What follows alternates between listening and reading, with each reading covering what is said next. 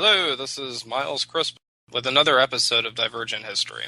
This is the fourth episode, and it is Friday, the 12th of April, 2013. Okay, well, Vosto has fallen off of the edge of the earth, apparently, so he's not here to join me, and you're gonna be blessed with more uninterrupted ramblings from myself.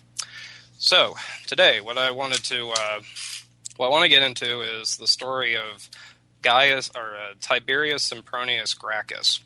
There's two Gracchi brothers. They were Roman nobles.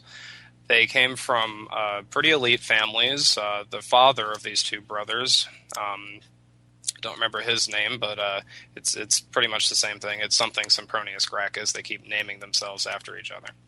Anyway, he had been twice consul and also twice censor, which is a very prestigious position to have had in Rome. And in order to explain what Tiberius Gracchus did and why he's so famous and rather infamous in Roman history is because he essentially brought down or began to bring down the system of what some people would call democracy, but it's essentially the sort of republic that Rome had established. And in order to explain what Tiberius Sempronius Gracchus did and why it was such a big deal, I have to start with the beginning, with the founding of Rome, which historically, not the legendary founding, but historically, the Roman Republic began when they kicked out the last king, and that was in 509 BC. From 509 BC all the way until 31 BC, when you have the Battle of Actium, where Augustus Caesar defeated Mark Antony and Cleopatra, and essentially assumed what you would think of as being the first emperor. Octavian it later changed his name to Augustus, never wanted to be an emperor, and he called himself a princeps, which is basically a first among equals. The reason he did that is because at that point in the Roman history, they still didn't want to acknowledge that their republic had completely fallen. The Senate was still around, and basically, instead of Augustus just being an emperor the way you'd think of it, where he'd say we're going to do something and then we go and do it, he'd actually just suggest legislation and suggest courses of action to the Senate, and the Senate, of course, would grant him these wishes. So they sort of maintained this joke of a system up until much later. But still, you have the basic divide between the Roman Republic, where the Senate was dominant and there was no, quote, emperor, and then you have the Roman Principate, which, again, begins in 31 BC after the Battle of Actium, and Augustus Caesar becomes the first, quote, emperor. All right. Well, how did the Roman system work under the Republic before you had the emperor? In 509 BC, that's when they pretty much cobbled this together, and you could debate when exactly the date was. That's a best guess by scholars. It's very hard to tell. Just one example, I think it was in the year 46 or 45 BC, Julius Caesar wanted to extend his consulship, which was a one-year term. Well, he was also the Pontifex Maximus, which was the head of the Roman religion, and it was the head of the Roman religion that decided when the next year would begin, and he decided to have a 400-something day-long year to keep himself in office. So the dates are very screwy. That's just one of many examples why. And when you have the founding of the Republic, you have a Senate, which has two consuls elected.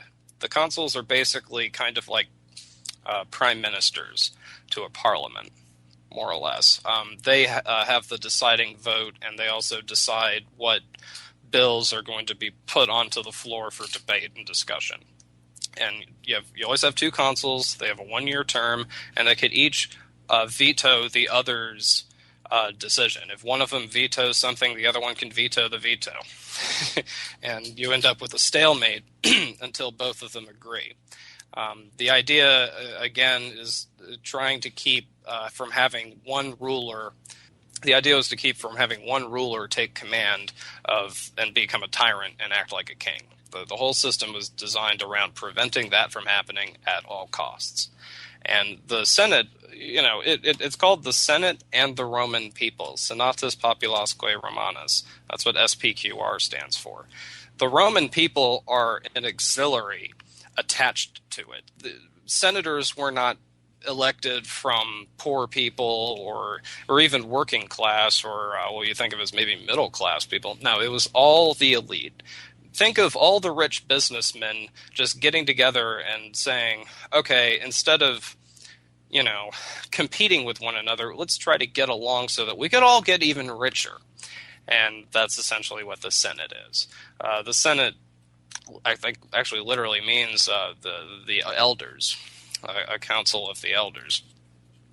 And the only constitution, the Romans didn't actually have a written constitution. It wasn't what you think of as a constitutional monarchy or a constitutional republic. The only constitutional thing they had, for all intents and purposes, was the idea of mos maiorum, which means the way the old people did it, or the way of the ancestors. So the whole thing developed on precedent. And if you created a precedent, generations down the line, they'd say, oh, well, so-and-so 8 generations ago, they did this, so that's what we're going to do again in this situation.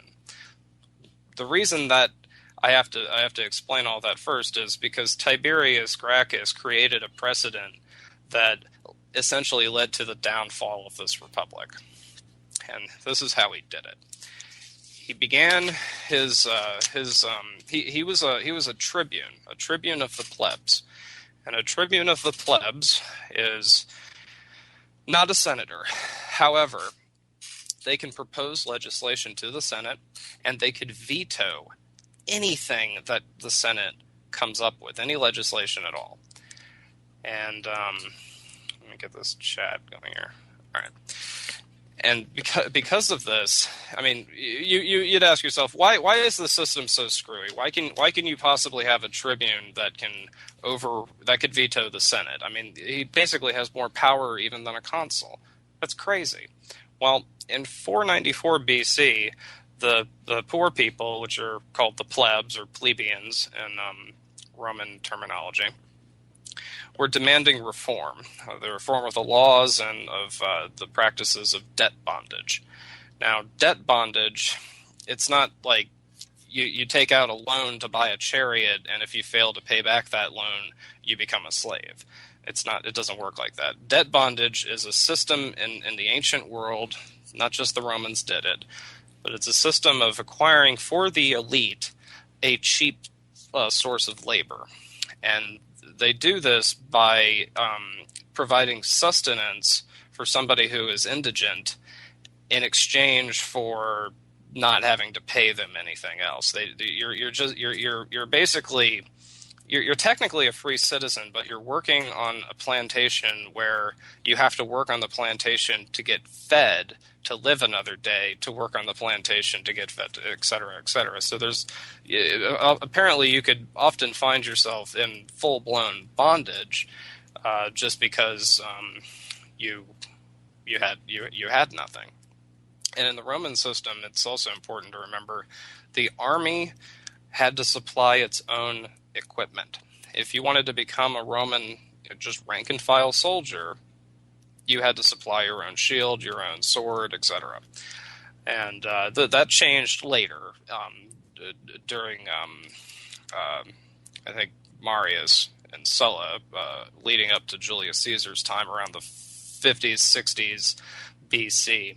But anyway, originally, for the first 400, 500 years, all the Roman army was dependent on having what you call a small holder. This might sound like conservative economics, but the way it happened historically is you had a lot of they were poor, but they weren't starving, and they would own a little bit of land, and they'd have a family on it, and they would farm it, and you would be able to raise enough money that way to essentially equip your sons to be able to join the army and then make more money and maybe buy more land and rise up in society. Well, by the the mid-2nd century, which is about 150 BC and thereafter, it got to the point where the small landholder in the Italian countryside had been displaced by these elite plantations, which were called latifundia in Latin. And they were plantations just like the English had in Ireland and the United States. But they kept gobbling up all the small farms, and you ended up with this homeless population in the capital city of Rome, and they called them the head count, the capitacentia. And they were called the head count because that was all there was to count. When you take a census, they also record, how many children you have, how many acres of, or they would call them jugera, but how large the land was, and that for purposes of taxation, and that's what the census was all about. It was for purposes of taxation. Anyway,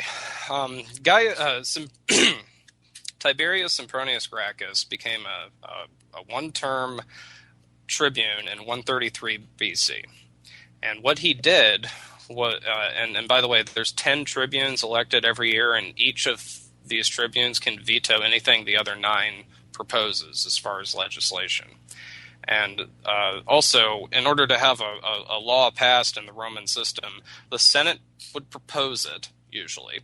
And after that, it would go to be ratified by one of 3 councils that the citizens would participate in. And they voted in blocks. And the reason they voted in blocks is because more blocks of voting power would be assigned to the wealthier people, such that the wealthy 10% voted for about 90 or about 60 or 70% of the what you call now the electoral college. So 80 or 90% of the population only had a say of about maybe 25 to 30%. And it was in that way that you had this, people's acceptance of the legislation. Now, as tribune, it was his right to take a bill directly to the council of the plebs, the concilium plebum, and bypass the Senate. Now, if it had been something where there's too much horse shit in the streets and we need to have people come out and clean this up better, or this sewer's getting clogged, it needs to be repaired, nobody would have batted an eye, and that was the sort of routine just house maintenance, essentially, that the councils of the plebs would usually legislate on their own, independent of the Senate. Well, Tiberius knew that there was a big problem with this debt bondage and with the land. And like I said, this started right at the founding, but it took up until 133 BC for somebody to try to do something about it. And what he tried to do was he proposed a bill that would revive an older bill that came from, I wrote it down. Came from 364 BC. And that bill of 364 BC said that a private citizen could only own up to 500 jugera of any public land, ager publicus. The public lands were essentially lands that the Roman Empire expanded into when they would conquer new territories. Remember, even in Italy, they were still conquering other peoples in Italy well into the 2nd century. They had conquered them up by about 300 to 280 BC, but even after that, they were still sort of dealing with these provinces of foreigners, and they were taking their land and giving it to rich Romans. And these Romans were taking well beyond this 500 jugera limit. So Tiberius Gracchus' legislation was essentially just to enforce that older law so that you could give this land back to the landless mob, and the landless mob would be able to fund the army. And this would, be a good thing for the country. But the problem with that was, for one thing, if you did that, all those poor people would rise up in society, and they would surely vote for Tiberius Gracchus, and that scares the Roman nobility. The Romans were very, very paranoid about a tyrant emerging from their number. They didn't want anybody to be in charge. Above all else, that's their big thing. And they were afraid that if this guy gave all this land to these people, he would be creating a middle class that would vote for him, and he could probably make himself, pull a Julius Caesar, essentially. So what happened was you had the Senate came up with a plan, and the plan was to contract a fellow tribune by the name of Marcus Octavius. And Marcus Octavius vetoed this legislation, this land bill of Tiberius. And that basically should have ended it. That would have, okay, you've been vetoed. That's the end of it. By the way, veto in Latin means I forbid. Anyway, and you also have to remember that you'd have these 10 tribunes standing on a platform in the Roman Forum with the whole mob of a large percentage of the city witnessing all of this. It was political theater. And above this, down in the Forum, above that on the hill where the Senate House was, the senators would be watching these proceedings. And Tiberius is said to, with tears in his eyes, clasping at his knees, begging Marcus Octavius to withdraw his veto. Octavius refuses. Well, says Tiberius, if you refuse to withdraw your veto, you're clearly not acting on behalf of the Roman people. So I suggest we all meet, and he set a date for several days forward where they would meet, and he was going to propose another bill that Marcus Octavius be deposed as a tribune on the argument that he was no longer acting as a tribune of the plebs. He was no longer acting in the interests of the plebs. Well, they all meet, and the voting proceeded to 17 blocks. This particular assembly had 35 voting blocks. When a majority of 18 was reached, voting ceased. Tiberius stopped the count at the 17th block, gave Marcus Octavius one more chance to withdraw his veto. Octavius refuses. The senators, of course, they're watching all of this. And voting goes to the 18th block, and the bill is passed, and Marcus Octavius is dragged ignominiously off of the speaking platform and humiliated. Well, that was new. Nobody had ever thought of doing that before, and up to this point. And Roman nobles at the time were scared to death that Tiberius was going to become a tyrant, because here's a tribune who doesn't have to deal with a veto from one of his colleagues, and also Tiberius made it known that he was going to stand for a second term the next year, and that just inflamed the nobility.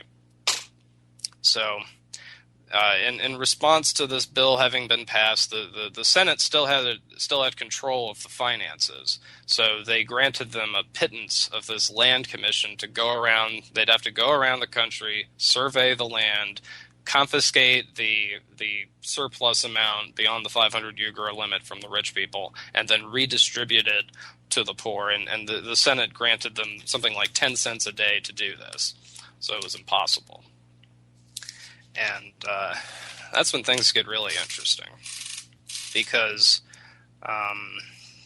sorry, got kind of bad notes here.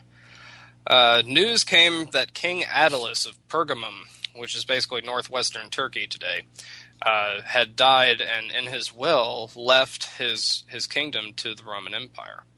Well, that was to become the province of Asia, and Tiberius proposed that some of that money be used to fund his land commission. And basically, by doing that in one stroke, he challenged the Senate in the two issues that it was just understood that the tribunes are and the Council of the Plebs are never supposed to interfere with matters of foreign affairs and of internal financial issues. Well, this was all right. So he got that. He got what he wanted, but he figured he would need another year in order to implement this, because this is coming, about 6 months now into this. This all occurred within the first 6 months of the year 133 BC. So by July or June, he was pretty much figuring, well, with fall coming, I'm going to have to do this next year, and that's when he let it be known that he was going to stand for a second tribunate.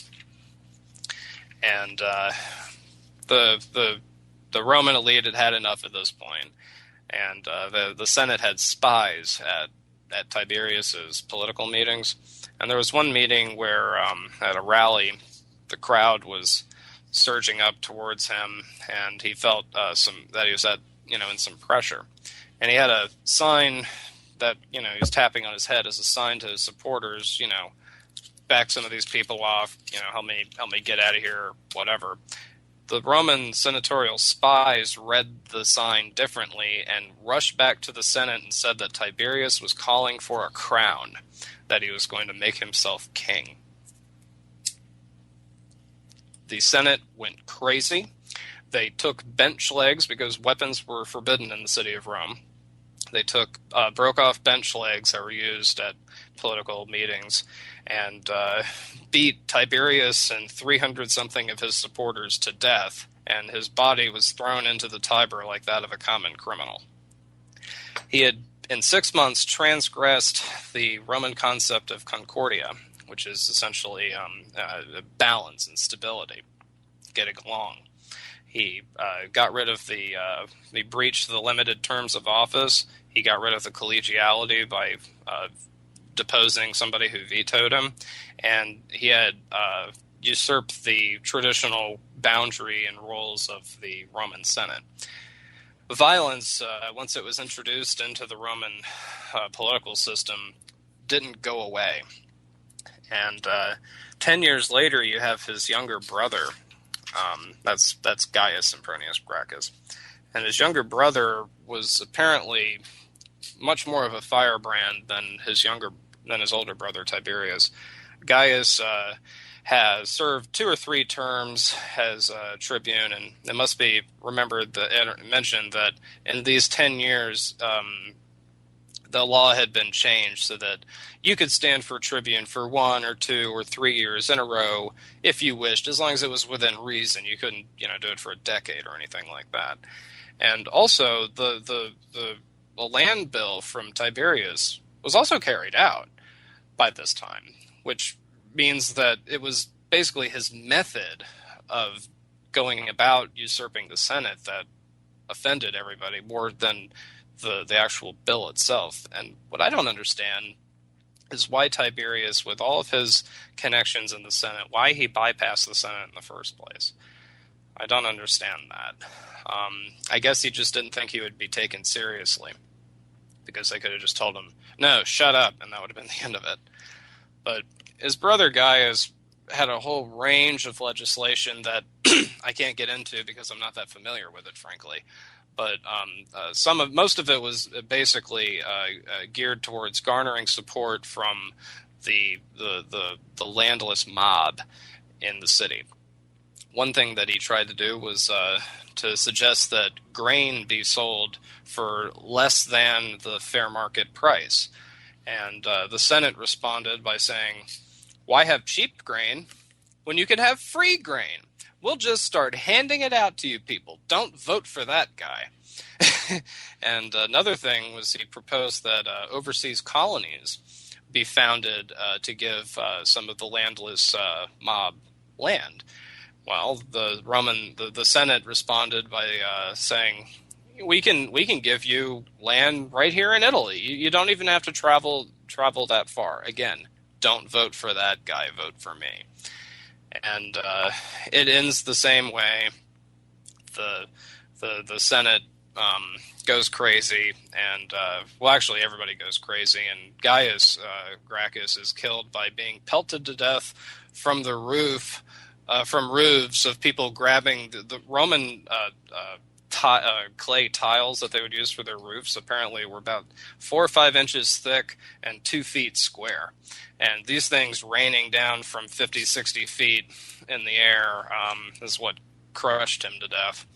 And again, they created this precedent for why, for having violence in the system. Later on, when you get into the 60s and the 60s BC and 50s, you have Sulla, and Sulla.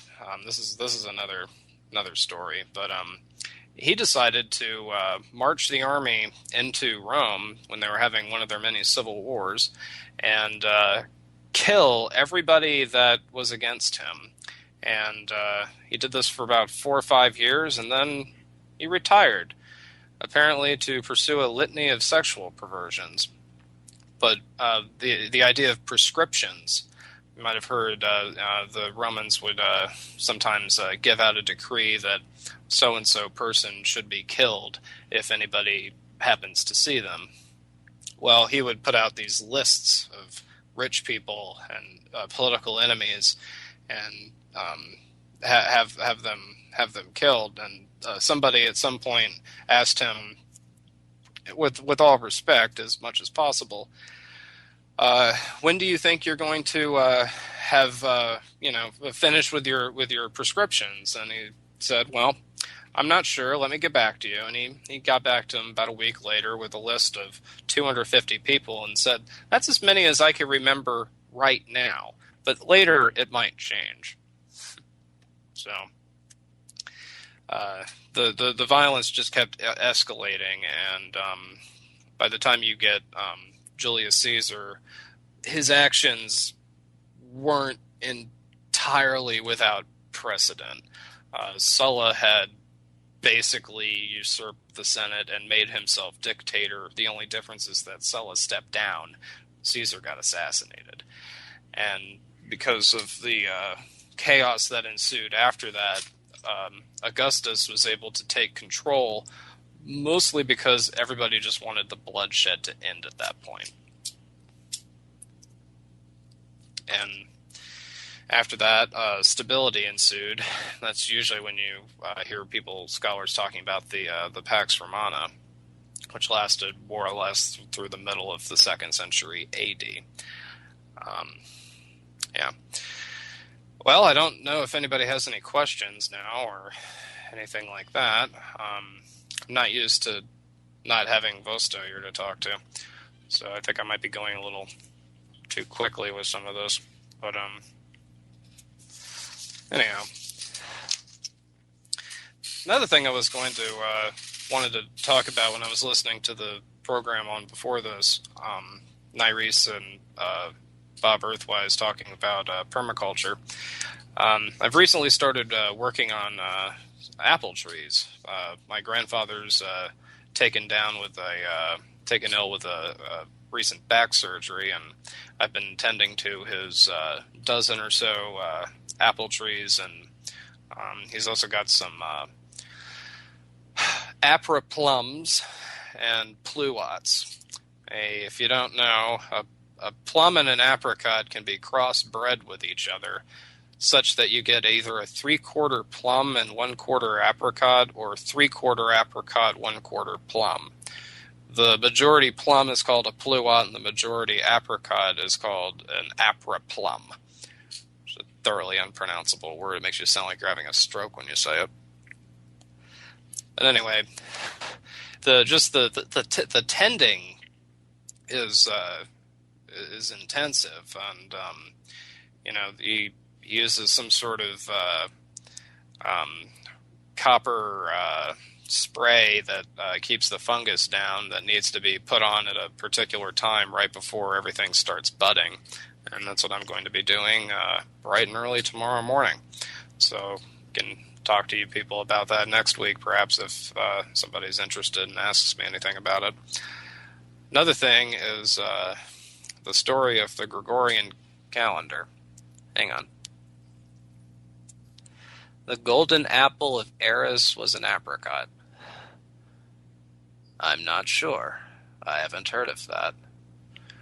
I am familiar that apparently apples as a domesticated plant came into Europe from China. I think it was the Chinese that originally domesticated most of the temperate fruit trees. Apples, peaches, pears, plums, apricots, I think all come from China, or at least East Asia. Okay. And oh, okay. I know what I can get into. New World. Well, no. Let me start over here. The story of the Gregorian calendar.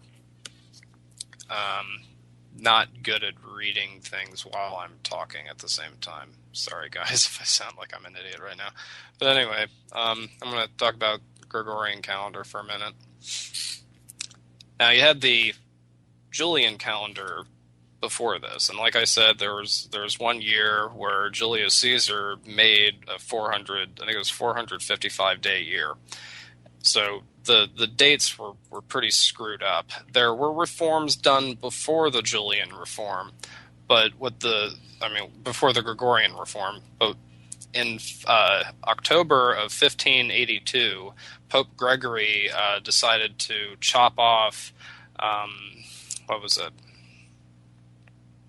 He decided to chop off 10 days off of the calendar.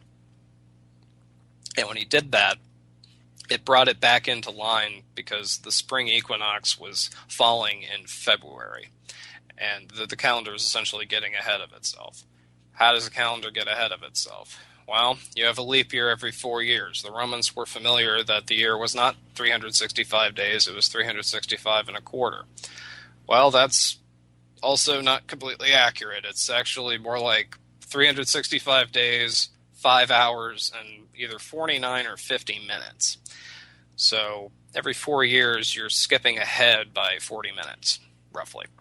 And over the course of millennium, that can screw things up. So what they ended up doing was they chopped 10 days off, and they decided that at the century mark, every 4th century, you would omit the leap day. If you look on your calendar, if you just look on your computer and go back to the year 2000, you'll notice that February only has 28 days. Well, it's the year 2000. In the year 1900 and 1800 and 1700, there was a leap year. But there was no leap year in the year 2000. That's because they decided to skip one on the century mark, one out of every 4 centuries. So 17, 18, and 1900 had leap days, but the year 2000 did not. And the next time that'll happen will be in the year 2400. Supposedly, this is supposed to reset it's supposed to compensate for what's already compensating the other direction by adding the leap year, and this should keep the calendar accurate until about the year 8000. I have a collage of things that I was going to discuss.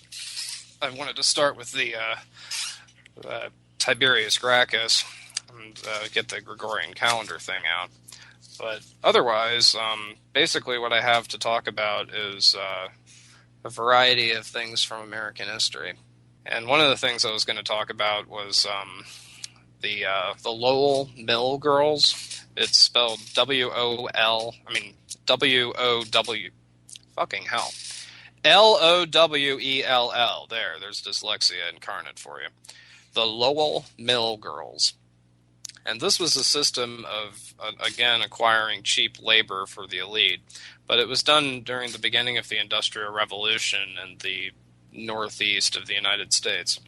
What they would do is they were having textile mills, and they needed young ladies to work in them. Well, they would go around the countryside and recruit from farming families daughters to come and work at what was essentially a combination of a boarding house and a labor camp. But the idea was that no young lady would work a job on her own in this period of history, other than being a prostitute. So the company said, "Well, we'll have old ladies that'll take care of them. No boys allowed, kind of thing." They would essentially be quarantined in this boarding house, and they would work given hours, and they'd feed them and clothe them and everything, and they would have money that they could send back home and all that good stuff. Well, they weren't mistreating them or anything like that. It was just very interesting to me because they had to go to great lengths in order to recruit these girls and ensure their families that they wouldn't be just roaming around on their own. This idea that the women always have to essentially have some sort of either husband or father figure or some other relative, or in this case, kind of like a boarding school, this company that would look after for them, and they were also providing them with some sort of education as well. And yeah, and this again was in the early 1800s. Another weird thing that was going around in the 1840s was the Oneida community, which was founded by a guy named John Noyes, Noyes, and it was in New York State, and he believed that Jesus came back in the year 70, and basically just I'm not even going to get into it. It just sounds crazy. But anyway, it was all an excuse so that they could have what he called complex marriages, which is essentially polyamory, where you can have, 3 wives and 3 husbands, and they're all like interconnected with each other. That's polyamory. That was kind of weird. They ended up getting run out of town. But the other thing is the Hudson Valley in New York, for some reason, between like 1820 and 1850, you have the Mormon religion come out of that area. You have the Jehovah's Witnesses came out of that area. There were a lot of the temperance movement came out of that area, and also abolitionism came out of that area. The temperance movement and the women's suffrage movement that you think of in the 1920s used to almost be part and parcel of the same thing. You have a group that was called the Washingtonians. Abraham Lincoln was a member of that, and that was an association of reformed alcoholics. And they would go around from town to town. Every Sunday they would meet at, after church, and they would tell these lavish stories of how they got really liquored up and did all this crazy stuff, or spent a night in jail or whatever. But it actually succeeded apparently in making a lot of young boys want to become alcoholics just so that they could become reformed alcoholics, so they could become Washingtonians, because the Washingtonians were so entertaining and popular. But anyway, let's see here. Going through more notes. James Oglethorpe.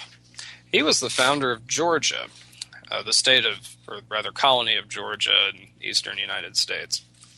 He was a philanthropist who wanted to found a colony where people could all get a fresh start, and it ended up basically becoming a refuge for oddball Protestant sects, and for Irish and Welsh and Scots and other people that otherwise wouldn't have been able to get established in colonies like Virginia and the Carolinas. He founded Georgia in 1733, and in 1739 he actually tried to conquer St. Augustine, Florida. He failed miserably, but by doing so, he's, by historians, usually attributed with having kept Spain out of Georgia. But I don't know. I'm sorry, this isn't really going very well. I'm Too used to having Vosto here to ask me questions. Okay. I don't know how to read French, but I'm going to pronounce it coeur de bois, which was the term for Frenchmen that were the kinds of French that would assimilate with the natives. And the French did this best of all. The Spanish created a very intricate, racially based caste system when they came into Latin America. The English simply killed anybody else that they saw, be it French or native or anybody else. Well, the French weren't really like that. The French always had a very hard time keeping what's now Quebec and Canada, Eastern Canada, populated with French people. I think at the most there was something like 70 to 80,000 Frenchmen living in Canada. They just never really got that many people to go out there. And the people they did get to go out there would generally take a native wife and learn the language and essentially assimilate. They wouldn't completely assimilate, and what they tended to be were actually guides and people helping with the fur trade, because the natives needed sort of like a go-between. So they were called, it's Coureurs, and then DE, and then BOIS, so coeur de bois, something like that. That was an interesting thing. Now, another thing I can get into is the difference in the way the American colonies were established. In the North, you had towns, villages that would be established, and everybody would grow up around that town. In the South, it was based on what they called the headright system, which was a pattern of English settlement that predominated the American colonies, where they began doing this in Northern Ireland. But essentially, they would create lots of land and sell them off.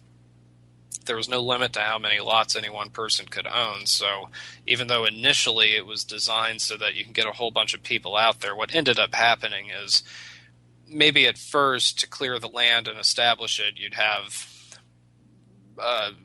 sort of like entrepreneurs or poorer people subsistence farming on these little plots, but 3 or 4 generations later, you'd have a plantation that had gobbled up 30 or 40 of these lots, and they would just keep expanding.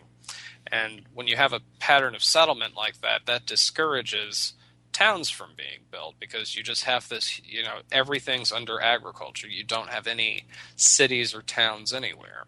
And you don't have roads either, because they're founding these things off of navigable rivers.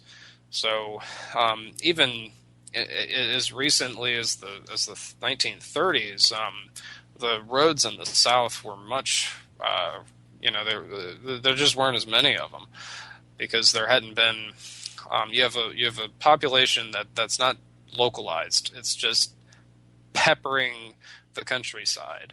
So there's no real incentive for a bunch of people to get together and make a decent road, the way you would have if you had a village or a town, for example. And then when the Industrial Revolution begins, how are you going to have any industry if you don't even have a town or a road? So that's another reason why the South didn't have industry. I was going into that in either the last show or the show before that. I can't remember right now.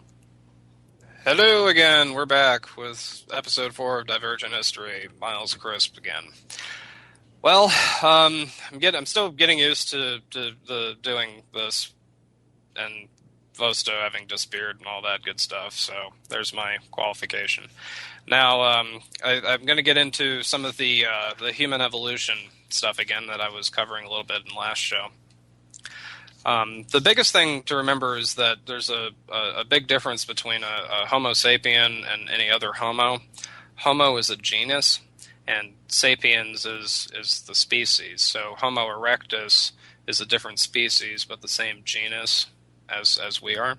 And essentially you've got the earliest one is Homo habilis, that begins around 2.5 million years ago. About 2 million years ago, you have Homo erectus, and the two were on, parallel with each other for about 500,000 years. Homo erectus keeps living almost up until about 300 to 400,000 years ago. That had a pretty long run of almost, or let's say 2.75 millions of years. And in the last 500,000 years, you had 3 species of Homo that we know of on the Earth all at the same time. You had Homo heidelbergensis, Homo sapiens, and Homo neanderthalensis. Basically, you had Neanderthals, Homo sapiens, and sometimes the heidelbergensis is classified with Homo erectus. Sometimes it's its own thing. Depends on which school of thought you want to go with. Now, Neanderthals were around for about 400,000 years. We've only been around anatomically modern for about half that time, about 200,000 years. Some studies might date the Neanderthals a little further back to maybe 500,000, maybe even 600,000 years. But I'm not that familiar with their origin. I know they lived up until about 24,000 years ago, and the last vestige you see of Neanderthals is in western Spain.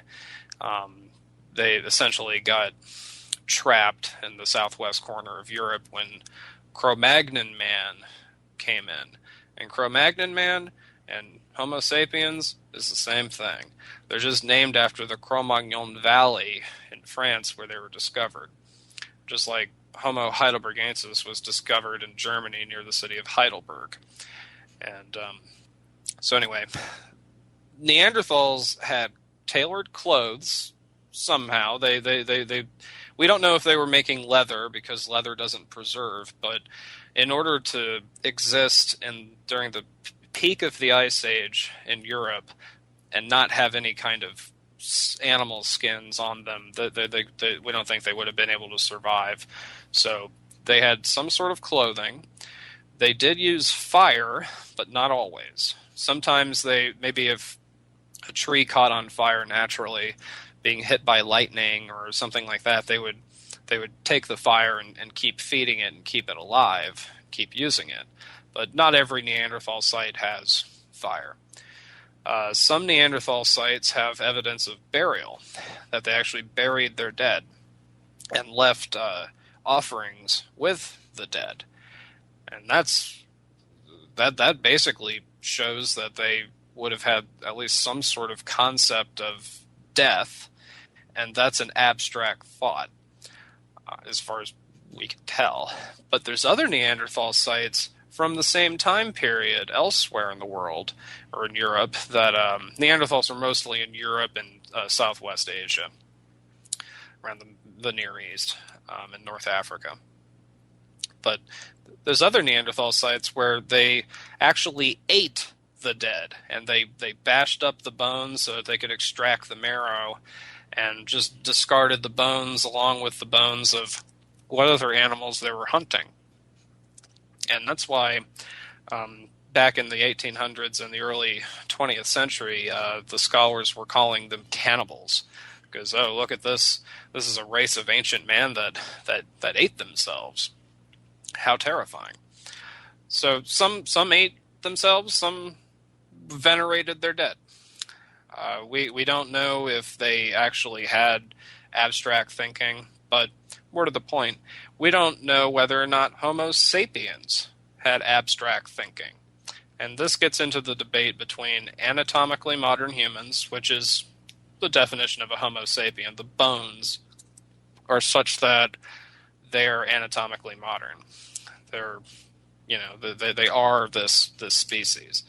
But the behavior of that species can only be proven through archaeology, because this is from hundreds of thousands of years ago. And you have to have something that you can dig up and say they must have had abstract thinking. If you make a figurine or a carving of a bird or something, or if you paint something on a cave, these would be, undeniable evidence that they were behaviorally modern.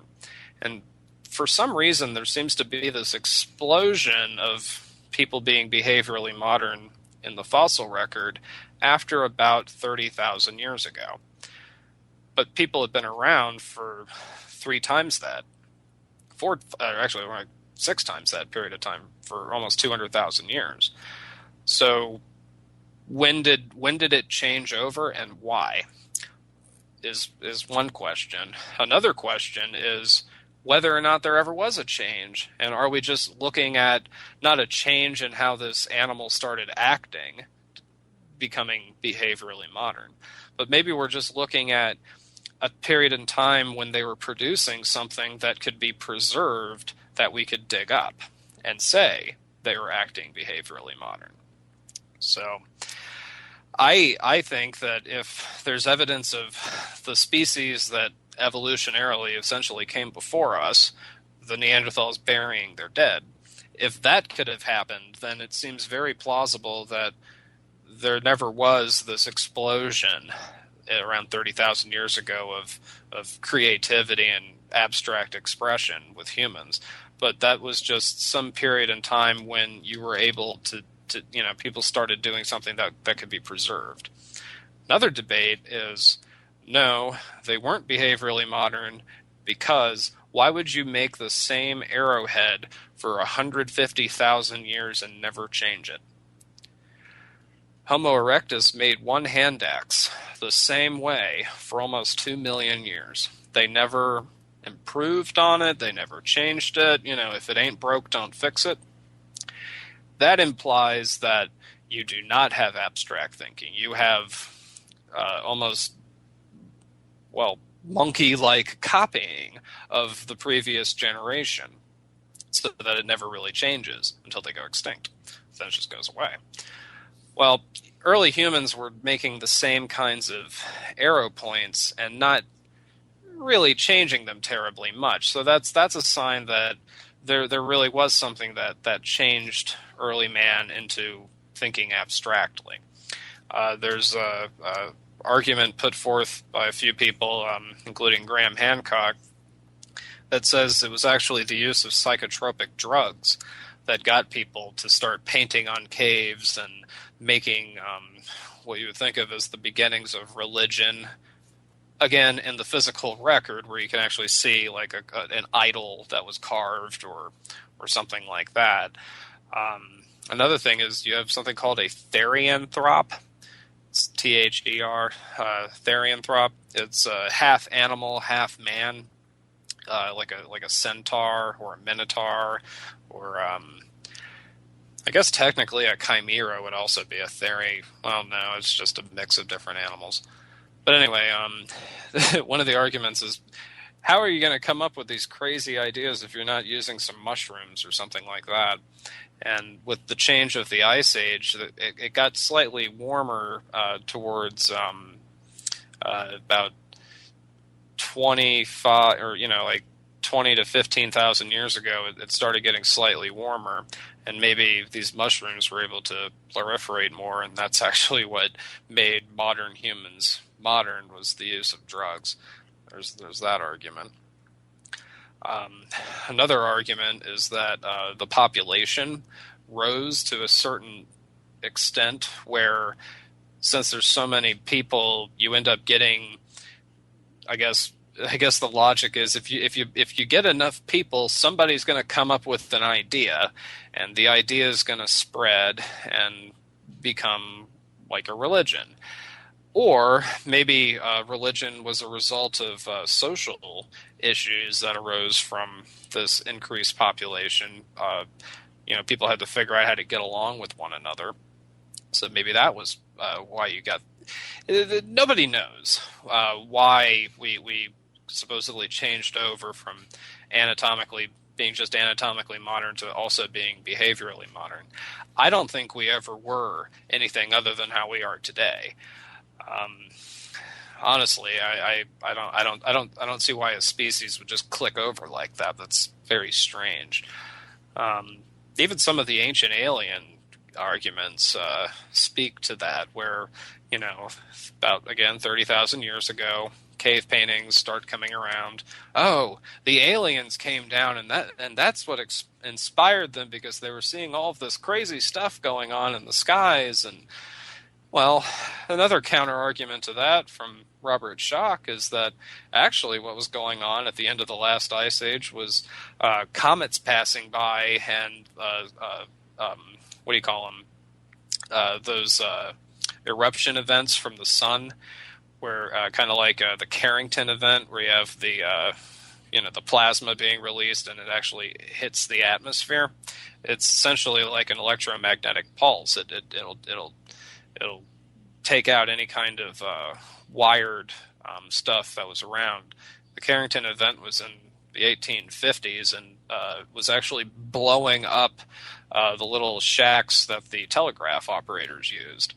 Now, of course, back then they wouldn't have had telegraphs or anything like that, but you would have seen a lot of weird stuff in the sky, and some of those things in the sky from the plasma hitting the atmosphere could actually look like kind of like stick figures. So it would have almost appeared literally like there was a glowing fireball figure in the sky.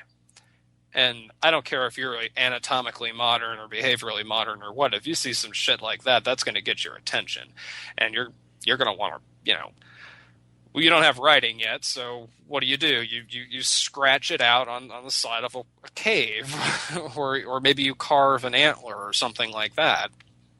Perhaps it was seeing these things that made people. I don't need to keep bouncing forth with that, but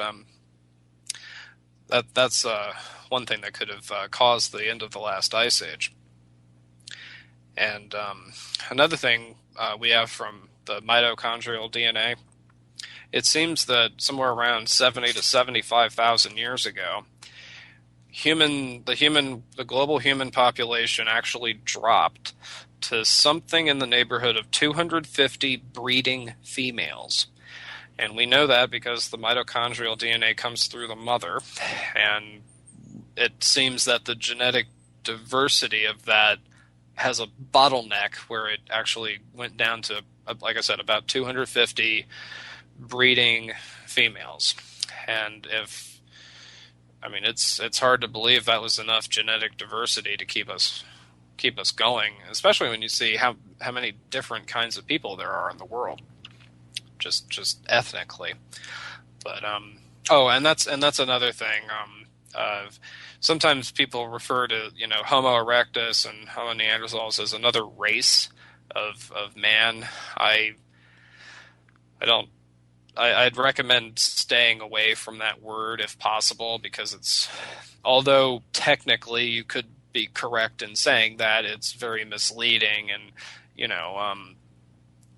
human ethnicity, or quote human races, which I don't even think exist, but it's sort of like the difference between an orange and white cat or a mostly orange and somewhat white cat. They can all have the same mother. It's just some people have brown hair, some people have black hair or blonde hair. That's not enough of a difference to even call it a subspecies. So when you say race is just an antiquated term, I think, at this point. Now, if I'm going to say ethnicity, that I'm going to argue is an acceptable term, because I'm talking about a human culture and a human language and certain superficial characteristics physically. But that's just the last part of it. The biggest thing with an ethnicity is really its culture and its language. And remember, language is a result of culture. It comes as a byproduct of culture. You could have society amongst insects. Society just means certain animals are doing certain things relative to others of the same species. Bees have their queen, and they have certain bees that take care of the babies, and other bees that go out and gather pollen and nectar to bring back to produce honey. And you have other bees that actually defend the thing from, I don't know, a bear or something. Whatever bees have to defend themselves against. That's a society. But to have a culture is something, as far as we know, that's uniquely human. And that begs the question, did the Neanderthals have a culture? or did they just have a society? We know this, that they were hunting large, woolly rhinoceroses and large land animals in the last ice age with a spear on they had an obsidian or chert spear point, and it was attached to a very hefty shaft that was probably about maybe 2 inches thick and 8 or 9 feet long. And they would essentially go right up against this animal in a coordinated effort with several other men, Neanderthal males, and just stab the thing to death. There's evidence that some of the Neanderthals would utilize, if you have a gully that has maybe a river running down it and it sort of narrows, has a bit of a bottleneck, they would actually wait at that location where the animal wouldn't have a lot of room to maneuver and try to kill it there. Having foresight and stuff like that, and to the scientists, doesn't prove that they had abstract thinking. Cheetahs, wolves, they all do this, but they don't have language. They don't have, as far as we know, culture. They just have this survival mechanism relationship for dealing with their own kind. And the debate is, when did that happen with humans? Why did it happen with humans? And whether or not Neanderthals are in the same club as we are when it comes to this abstract thinking. Also, people are debating whether or not the Neanderthal had language. And part of this goes to the position of the larynx, Larynx, I think it's spelled. It's basically where your voice box rests. And in a human, it's higher up than it is on a Neanderthal. Again, we know this from where the muscles would attach onto the bones around the neck. So the argument is, well, the Neanderthals didn't have speech because they had too low of a larynx. They wouldn't have been able to make as many different sounds orally as we can. But human children, before adolescence, their larynx is lower. And then children can talk just fine, make all the same sounds as we do. Their voice is of a different pitch, but they can still make the same sounds. So that kind of throws that argument out. Do I think Neanderthals had language? I'm inclined to think that they probably had something, maybe a proto-language, a language that would have been probably entirely based on context, and maybe what they lacked was grammar. You can have languages that only have 4 verbs. I know it sounds crazy, but I think it's something like go, stop, become, and go away, or something like that, and you could just attach that to any noun you want. So if you want to say drive, you'd say go box.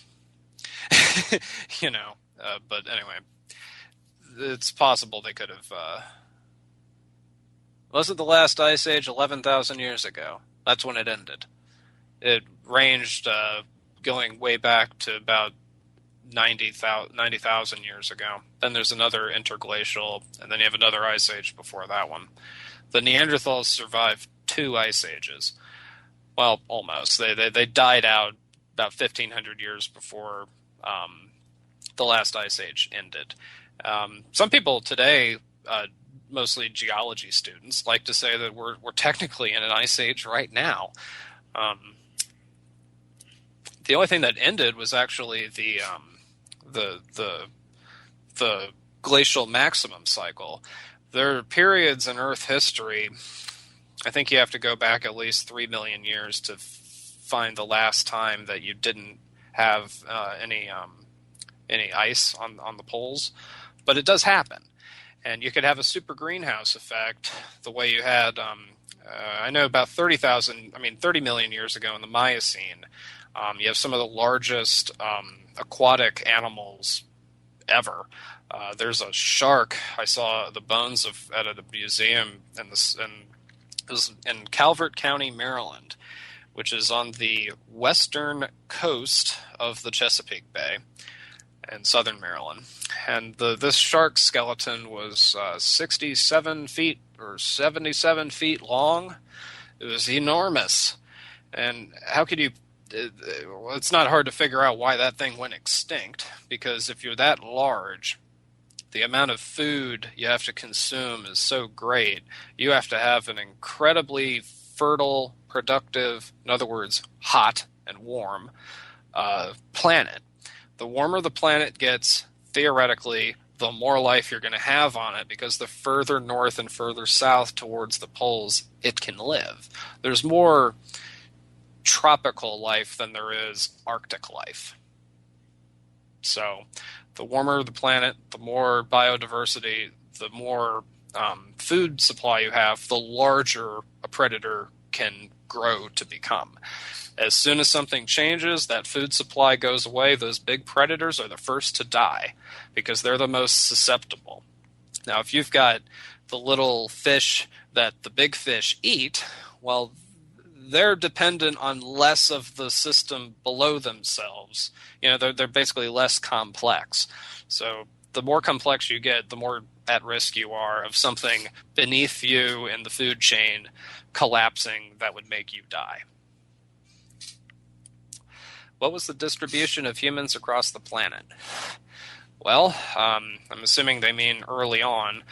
We came out of Africa. I'm in that school of thought. If you think we came out of Australia, more power to you. There's some evidence for it. Don't get me wrong, but I don't agree with that. So I would say we came out of Africa approximately 180 to 150,000 years ago. The first place we went was the ancient Near East, and actually human beings made it to Australia before they went to Europe. The reason is because if you're naked, and let's just assume for the sake of argument that all humans were naked back then. They hadn't invented clothes yet because they didn't need to. It's hot in Africa. It's hot in Saudi Arabia. It's hot in southern India. It's hot in Thailand and New Guinea and northern Australia. You don't need clothes. So humans followed the climate where they could live. And at the time, up until about maybe 40,000 years ago, Europe was so cold and or locked with ice that Homo sapiens weren't there. Australia was colonized by humans before Europe. And but during that time, the Neanderthals were in Europe, and they were sort of isolated from us. Well, not sort of; they were isolated from us. And there are also Neanderthals in Asia that died out before the ones in Europe. So sometime from say 150 to 50,000 years ago, the Asian Neanderthals died. Whether or not we killed them, we don't know. An interesting statistic, though, is that 1/3 of all Neanderthals that have ever been found in archaeology sites have a human arrow point in their bodies. So we know we killed at least 1/3 of what we've found so far. And those are not just in Europe, but everywhere. I think almost all of them are in Europe, though. I'm in the school of thought that thinks humans did not kill the Neanderthals off, but we actually outcompeted them and outhunted them. Isn't there a lot of archaeology lost under the sea? Absolutely. It's probably one of the most unfortunate parts of all of this that I've learned is that if you want to figure any of this stuff out, it's almost impossible because it's buried 200 meters under the sea in the continental shelves. There's a sunken landmass called Sunda, which is in it's essentially Southeast Asia being connected all the way through Indonesia. There's riverbeds that keep going under the sea. Like we could see when the sea levels were lower that there used to be a river valley and we could actually see topographical features under the water right now.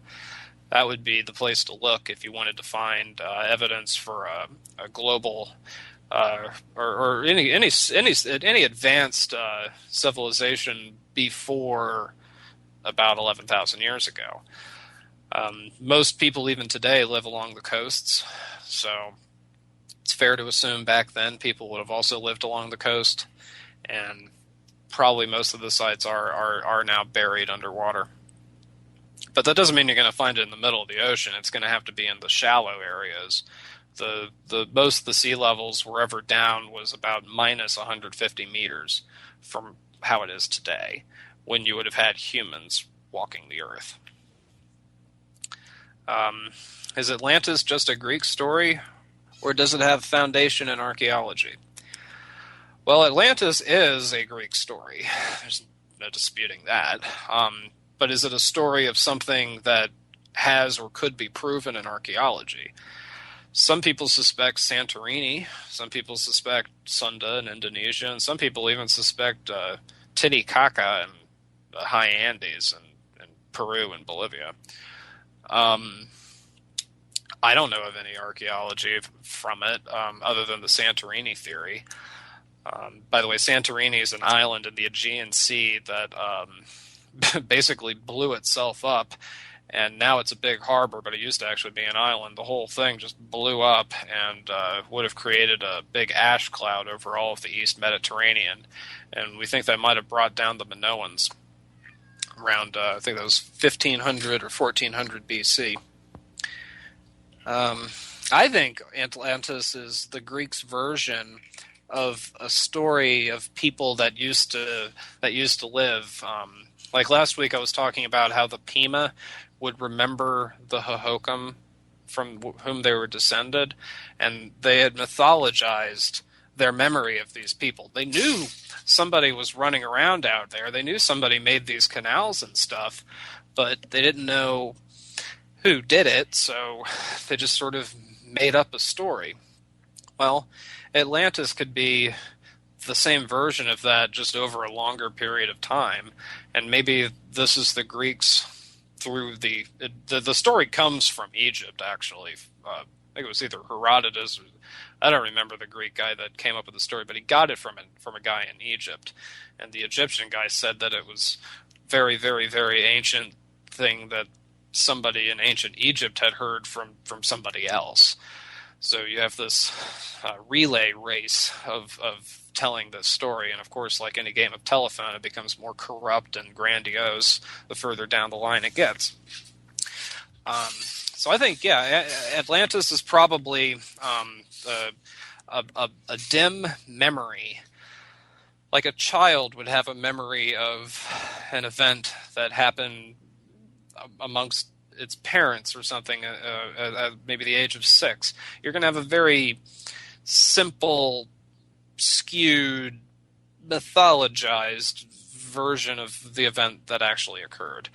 And I think that's probably what Atlantis is, because the core of it is basically advanced civilization, long time ago, water rose or land sank or whatever. Somehow it flooded, and they spread around the world, and we're getting little chunks of knowledge from that.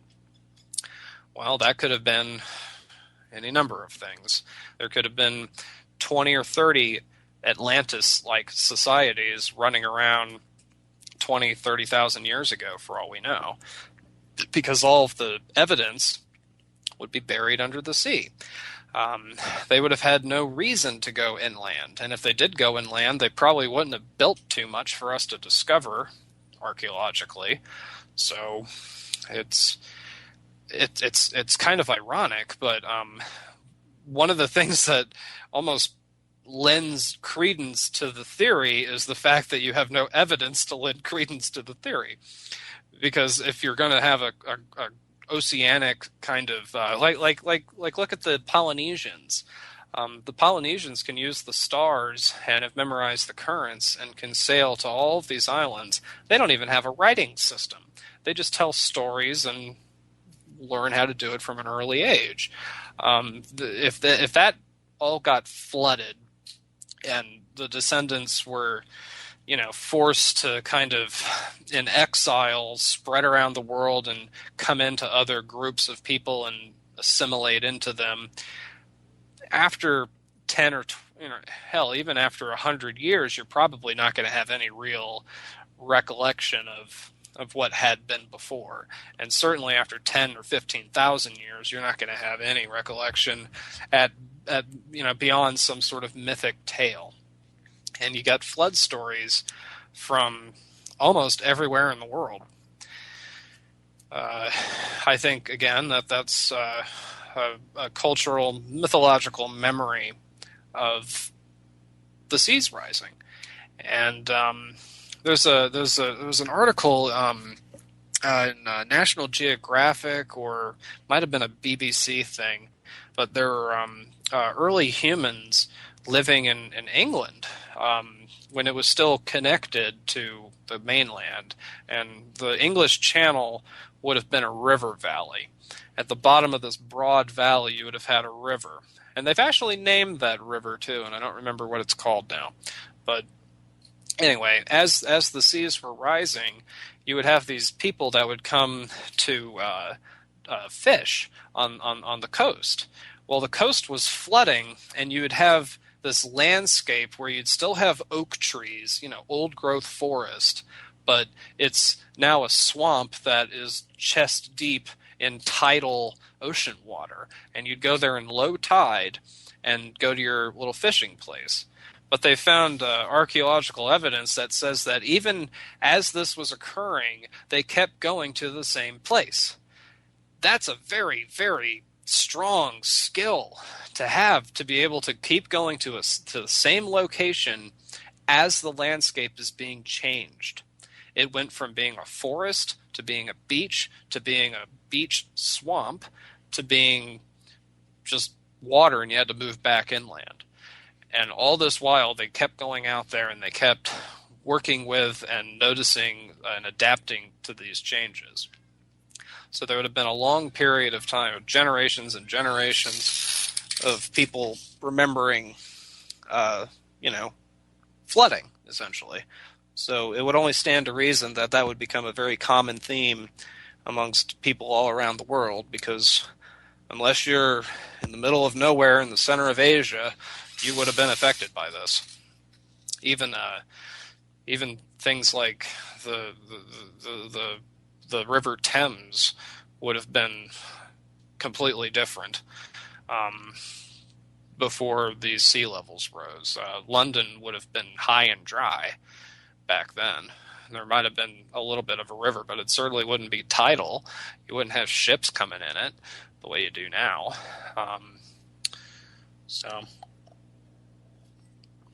Excuse me. Yeah. So you have the debate between how many species of Homo that there were, and like I said, they can't even get down whether or not Heidelbergensis is or is not Homo erectus. So it's a wide open field. There's not a lot of people studying it, and I even got into it for a while and decided, because there's so little evidence, that it's not even worth really studying right now. What do you make of the Piri-Reis map, or Piri-Reis map? I think the Piri-Reis map is based on arguably one of the most ancient forms of, let me start over again. I think it's based on one of the strongest lines of evidence we have for a civilization to have existed before the end of the Ice Age. The reason I say that is because one of the maps that it's based on shows Antarctica before it had ice on it. And Antarctica wasn't ice-free before about 3 million years ago. So not only is it before the end of the last ice age, it's before 5 ice ages before that, and into a period when it was still warm, coming off of that warm period 30 million years ago, where you had those giant sharks. There's a German scientist in about 1910s that discovered in Africa an anatomically modern Homo sapiens skeleton in what was, I think, 1.8 or 2 million year old rock. And rock, of course, is dated relatively. It's, this layer is below that layer, therefore it's older than the layer above it. Through that means, he came up with that date. Well, the bones were apparently scattered and burned and destroyed mostly during, I think, either the Great War or World War II. And sometime in the 50s or the 60s, there was a scientist who carbon dated what was left of what he said were the bones from this archaeologist, and said that they were only about 50,000 years old. Well, the guy was apparently defamed and kicked out of the college he worked at because he was falsifying radiocarbon dates of bones. And we don't even know whether or not he was actually radiocarbon dating the actual bones from the site, because it was lost in the museum, and there was a box of random bones that they think was from that expedition. So there is actual scientific evidence that humans could go back much further.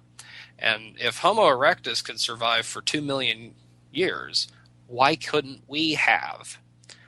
But that would also beg the question, if we're that ancient, why do we only pop up in the fossil record after 200,000 years ago? So it's kind of like you've got Homo sapiens 3 million years ago. Either we left the planet or we just stayed in Africa and left no remains that have yet been discovered, other than this one controversial site the German guy found. And then somehow around 150,000 years, we blow up in number and then leave Africa, and it's the archaeological record as we know it today. That's very hard to reconcile. If anybody wants to really get into to that side of things, Michael Cremo has done a lot of work on what he calls forbidden archaeology, and that's where I'm getting everything I just told you from. Do you think Bigfoot exists? Perhaps in areas we don't really explore. Yeah, anything's possible.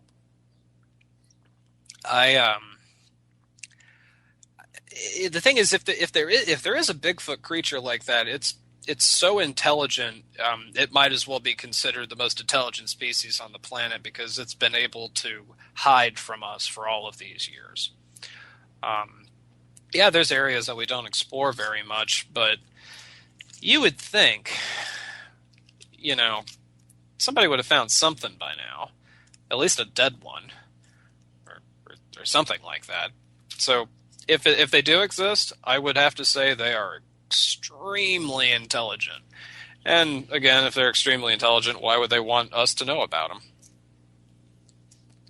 And there's other ideas that Bigfoot and the Yeti and the ghoul of Arabia and various boogeymen in other cultures could be a cultural memory, like Atlantis is sort of a cultural memory of the time when we were ranging with Neanderthals. Maybe there's something in us that keeps thinking in the back of our heads, oh, of course there's other hominids around. There's always been other hominids around. It's somehow like in our instinct through evolution that we are used to there being other species, and maybe there were other species that have survived, and that would be, Bigfoot and Yeti and Sasquatch. Thus does Sasquatch exists. Well, not today he doesn't. But I don't know. If you want to talk about cryptids, look in the oceans. There's things in the ocean that can live in conditions we never would have thought possible. And some of them are used to living at the bottom of the ocean where there's so much pressure. If you actually bring them up to the surface, they turn into jelly and they just spread out on the table. And they die, obviously, because they're used to having so much pressure around them. There's a glass-like, what do you call it, jellyfish that lives in the very, very cold water around Antarctica. And, when you increase the salinity of something, you can bring water below freezing. So this creature exists in water that's sub-zero, and because of that, it's able to maintain this what would be jelly turns to sort of like a glass crystal, and that's how it lives. Can't remember what that thing's called. It's pink. It looks really weird. I don't know. You can Google it. But, yeah, and, sorry, somebody's writing something here. Oh, I know. Let me pull out that older map that the Piri Reis map is based on, because it's definitely worth looking at. Incidentally, if anybody wants to read about the Piri Reis map, Charles H. Hapgood, Maps of the Ancient Sea Kings, that was published in 1966. I have an edition republished in 1996. And if you give me a second here, I will find Phineas. That's what it is, the Phineas map. Finaeus. Yeah, that's the one that has, it actually has the two separate islands. Antarctica's actually made out of two land masses, and it depicts them. So that would have been, like I said, about 3 million years ago. Have you researched the abduction, which claim Bigfoot and all other people? No, I don't know what you're talking about, son of a. And as far as abduction is concerned, I'm in the school of thought that thinks it's actually mythological, spiritual. It's some sort of trans-dimensional thing going on as opposed to a nuts and bolts alien abduction. You have tales in the Middle Ages of fairies and goblins, and even further back you have other accounts. Again, gets into the ancient aliens thing a bit, but I would, if anything's going on, I would probably say it has something to do with interdimensional things, because that is more internally consistent. Zecharia Sitchin had the idea of the Anunnaki that were enslaving humans to make us mine things for them. But if you have the technology to, travel across the universe, why in the world do you need slave labor? And for that matter, there's asteroids in the asteroid belt that are almost pure gold, silver, and platinum. Why would you need to come to Earth for that? And then changing human DNA and all of that, that just that blows my mind. Yeah, Bigfoot definitely could be interdimensional. That would explain how they're able to not be detected and how we don't find any of their bodies. But we're just debating. I mean, it's almost impossible to prove. And I'm the kind of person that likes to have things he could prove. The giant squid, for years and years, everybody thought the giant squid was a lot of BS, and then one washed up on shore, and, well, I guess there are giant squid. Maybe that's what those sailors in the 1600s were talking about being monsters. There's a really crappy TV show out of Canada that was called the Trailer Park Boys. But at one point, you've got these rednecks trying to build a model railroad track over a river into Maine so they could smuggle weed into the United States. And these boys don't know what beavers are, so they call them the river monsters. Oh no, the river monsters are back and attacking us. I thought that was great. When you have ignorance and of people, they humans want to come up with an explanation, even if it's a silly one. And when we get into issues of like I said, yeah, I'm in the opinion that it's a transdimensional thing, that I have absolutely no way to prove it. I'm just speculating. And you have the issue of an argument out of ignorance. I don't know, therefore I do know. And that doesn't work. And I'm guilty of this. We're all guilty of it. I try to avoid it as much as possible. But sometimes because you want to keep an open mind. You don't want to just, oh, that's bullshit, I'm not listening to that, he's full of crap, blah, blah, blah. I know I might sound that way when I talk about Zecharia Sitchin, but I've read one of his books. The man's nuts. And, he knows how to translate cuneiform. Well, then why don't the other guys that translate cuneiform agree with his translations? Oh, he's single-handedly figured out how to reinterpret a whole language on his own? Come on. I mean, that's almost like, somebody taking 10 hits of acid every day for 3 months and then translating the true definition out of the newspaper and predicting the future.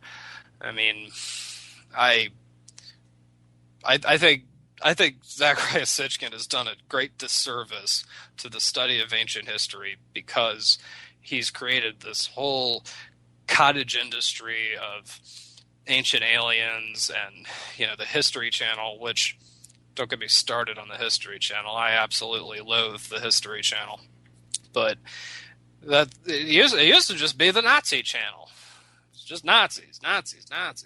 World War II. That's all they did. Now it's Nazis and aliens. I don't know what's going to be next, but there was one History Channel special where they were. I actually wanted to do like an angry video game James Rolfe style parody of this and film it and put it on YouTube, but I'm a really shitty actor, I found out, so it's not going to happen. But they had this thing where they were talking about a water mill that powered a saw that could cut limestone and make a nice straight cut to make a block. Well, they had this archaeologist at a museum in Cairo with a little model explaining how it worked, and she was saying the blades were made out of copper, and the copper didn't have teeth because it wouldn't cut through the stone. It'd be too brittle. So what they did is they had flat copper bars and a slurry made out of, I think it was crushed quartz. And quartz, of course, is harder than limestone. So in a slurry mixed with water with this copper bar rotating back and forth, or rather reciprocating up and down along this block, it would slowly grind into it and cut it. It would take days. But the History Channel would cut to the CG model of this giant saw with huge teeth sawing through the stone, and then cut back to the lady with the model saying specifically how it didn't have any teeth. That one really got to me. Still gets to me to this day. Because they went out of their way to be wrong.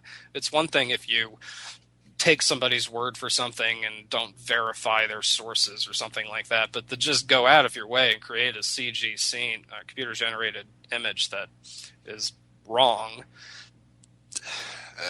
I can't stand that. South Park did a funny parody of this recently, by the way. Yeah. And another thing, if you want, let's see, I can get into some of the Lewis and Clark expedition. There's interesting development with that. Meriwether Lewis was living in the late 1700s and early 1800s. He was basically taken under Thomas Jefferson's wing and taught botany and mathematics, such that he would be able to look at the stars and figure out what his latitude and longitude were, and for making a map on the expedition. They set out in 1804 from Harper's Ferry, which is on the Potomac River in what's now West Virginia. At the time it was Virginia. Went down there. Basically, in 3 years, they went across the country and back again. And the map that Meriwether Lewis drew which was completely eyeballed. He would just look at a tree down the river. Okay, that's a mile. Write it down. Okay, that one over there, that's 2 miles. Write it down. In this way, he made a map of his mileage from Harper's Ferry to Oregon or Washington State and back again. And he was accurate to within 100 miles, which I think is just remarkable. And another story I could tell from that one was one time Meriwether Lewis was going out hunting. And when he was going out, he encountered a grizzly bear that was attacking another one of his comrades. And 3 or 4 people from the expedition shot this grizzly bear, and it just kept coming at him. So Lewis, he would go around with his Kentucky long rifle and an S-pontoon. An S-pontoon is kind of like a pike, and it has like a hook coming on the side of it so you can grab somebody on a horse and yank them off and stab them to death. He'd use that as a gun prop for his long rifle. Anyway, he just stood there in the middle of the river after he discharged his one and only round and was getting ready to stab the grizzly bear, and then somebody else finally fired a 5th shot, and that's what took the thing out. And when the natives were warning him about this at the Mandan villages, they'd seen black bears and brown bears before, but they didn't think that such a creature could exist. Then there was another time when they were trying to go down the Cascade Mountains on the Columbia River. There was a waterfall and a rapid system that was like 3 miles long, and it dropped something like 200 feet, or maybe it was more than that. Everybody thought they were crazy. The natives thought they were insane, but they had this boat with all their stuff on it and 40 guys, this big keel boat, and they rowed that thing down the rapids, and everybody thought they were just gonna be destroyed, and somehow they survived. There's a whole series of these little almost miracles that occur. There's a whale that washes up on shore and saves the men because they were desperate for fat. By the way, if you only have elk to eat and you're out in the Pacific Northwest, you'll starve to death because apparently the meat is so lean. It's like a pure protein diet. You're not getting any fats or certainly no carbs unless you're eating leaves or sticks or something. Bosnian Pyramid. Oh yeah, the vitrification of rock. Newgrange has vitrified rock on it, and Newgrange, as far as we know, isn't really that ancient. Vitrification of rock could occur from coronal mass ejections from the sun, and that's getting back to that plasma event that could have spelled the end of the last ice age. And that could have vitrified also the smoky quartz around the Bosnian Pyramid. As far as I've researched, the Bosnian Pyramid is man-made, and that it has vitrified rock on it is really weird and unique, but it's not particularly rare geologically on the surface of the Earth. There's other examples of vitrified rock from things that we know perfectly well were man-made. So vitrification has occurred during the time humans have been roaming around, even after they became behaviorally modern by the 30,000 years ago mark. Yeah, granite with quartz running through it. That's very common. Granite is a continental rock. It's felsic. I live in an area of Virginia where 80% of the rocks I see are quartz, quartzite, or granite. And there will be these big bands of quartz crystals growing within the granite. The reason that happens is because quartz is mostly made out of silica. It's a silicate mineral. And the crystals of that silicate need a relatively low pressure and low temperature to form.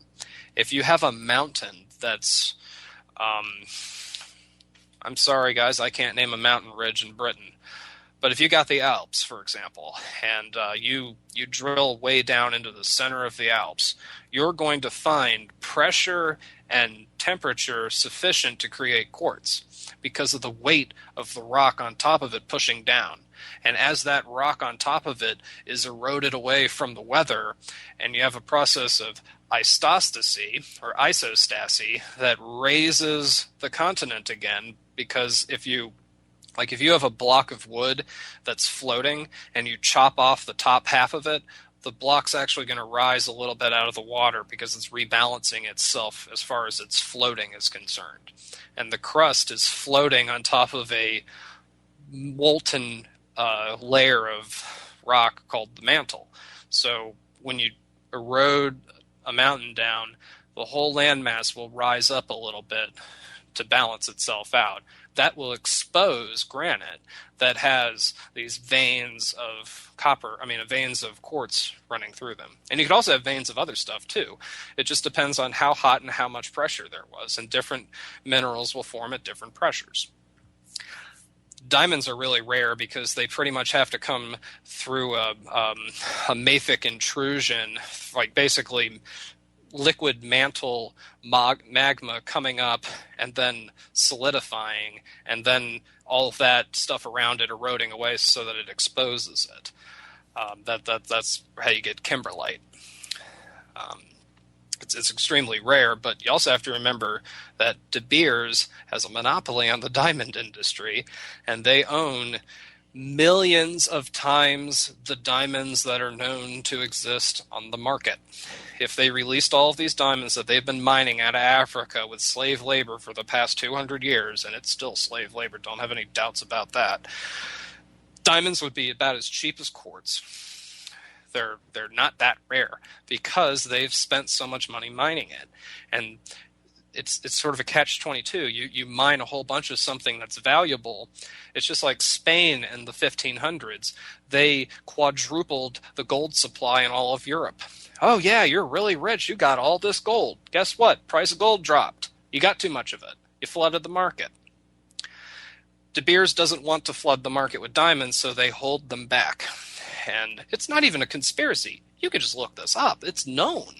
And legally, you can't do anything about it because it's a private company. If they want to hold it and not sell their product, they can do that. And they own probably 99.9% of all the diamond mining operations on the earth. So, you know, the blood diamond thing is just the little side of the market that De Beers isn't able to monopolize. But yeah, I really hate De Beers. I mean, there's even footage of, you know, they have these dump trucks filled with diamonds, you know, driving into these, you know, vault complexes that they have where they, you know, their own Fort Knox. I don't even know what country they're based out of. It might even be Britain. I'm not sure. Yeah, 2 minutes left. Well, we've stumbled our way through a 2-hour show again. That's nice. I didn't have as much material this time as I would have wanted to because I've been driving 200 miles a day helping out my grandparents. Well, if anybody has any questions, of course, Joshua Jenkins on Facebook. There's a link on Darkcity Radio website. If you ever want to ask me anything, shoot away. Sorry I couldn't say anything much else about Bigfoot or any of that, but I'm not going to lie.